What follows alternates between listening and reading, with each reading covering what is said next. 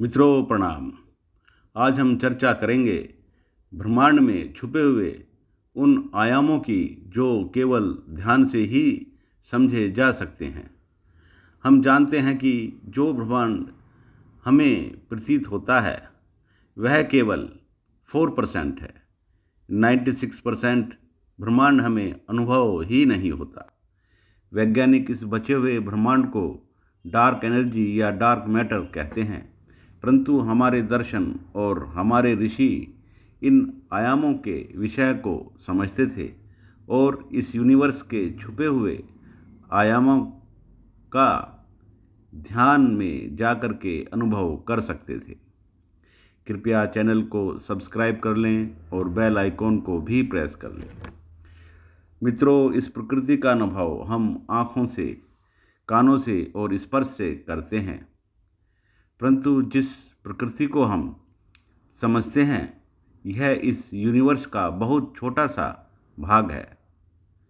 इसके अतिरिक्त इस ब्रह्मांड में ऐसे बहुत से आयाम हैं जिनको छूकर, सुनकर और देखकर हम अनुभव नहीं कर सकते। उनको केवल मन के द्वारा ही समझा जा सकता है। उनको केवल हम ध्यान में जाकर के अनुभव कर सकते हैं। आधुनिक विज्ञान में भी क्वांटम फील्ड थ्योरी के माध्यम से इन आयामों को समझने की कोशिश की जा रही है, जो अभी अपने शुरुआती दौर में है, परंतु हमारे दर्शन और वेदांत में इन आयामों का पहले से ही वर्णन है। यदि हम इन आयामों को नाम से समझें तो इनमें सबसे पहले ब्रह्म आता है, उसके बाद ईश्वर, आत्मा, आकाश, अग्नि, वायु, जल और पृथ्वी आते हैं। अग्नि, वायु, जल और पृथ्वी को तो हर कोई समझता है। ये अवस्थाएं तो आँखों से, कानों से और स्पर्श से समझी जा सकती हैं, परंतु ब्रह्म, ईश्वर, आत्मा और आकाश हम केवल मन के माध्यम से ही इनको समझ सकते हैं। और इनको समझने के लिए हमें विशेष प्रयत्न करने पड़ते हैं। हमें अपने मन को इतना शांत करना पड़ता है कि वह इनका अनुभव कर सके। इसलिए ही भारतीय संस्कृति और भारतीय दर्शन में ध्यान का महत्व है, क्योंकि ध्यान ही एक ऐसा माध्यम है जिसके द्वारा हम इन आयामों को समझ सकते हैं। इन आयामों को समझने की विशेषता हमारे पूर्वज आर्यों में थी। वे ध्यान में जाकर इन आयामों से कनेक्ट हो जाते थे और इनका उपयोग भी करते थे। वेदांत ने इस ब्रह्मांड के अनेक रहस्यों को सुलझाया है। अद्वैत वेदांत, विशिष्ट अद्वैत वेदांत, सांख्य दर्शन, न्याय विशेषिका, बौद्ध दर्शन, जैन दर्शन आदि दर्शनों ने इस ब्रह्मांड को समझने में अपना योगदान दिया है। यदि हम आत्मा को तात्विक दृष्टि से समझें तो आत्मा इस ब्रह्मांड की प्रतिनिधि है। जब हमारा मन आत्मा में प्रवेश करता है तो उसके अंदर एक प्रकार की अद्भुत कॉन्शसनेस पैदा हो जाती है। आत्मा को केवल मन के माध्यम से ही समझा जा सकता है। इसी सुपर कॉन्शसनेस में ही हमारे सारे रहस्य छुपे हुए होते हैं। ब्रह्म तत्व यूनिवर्स का मूल आयाम है, उसी से ही सारे आयाम उत्पन्न होते हैं।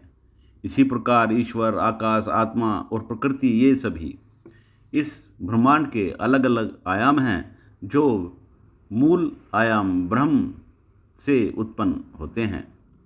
यदि एक बार हमारे मन का संबंध इन आयामों से हो जाता है तो हमारे अंदर अनेक प्रकार की विशेषताएं आ जाती हैं।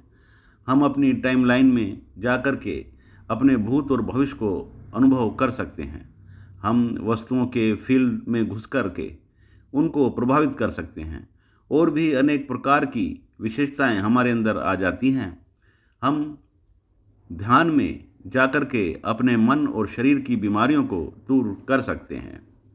मित्रों, इस यूनिवर्स के रहस्य को समझने के लिए हमारे मन से अच्छा कोई भी इंस्ट्रूमेंट इस संसार में नहीं है, क्योंकि जैसे जैसे हमारा मन गहराई में जाता है उसका विस्तार भी अनंत होता जाता है।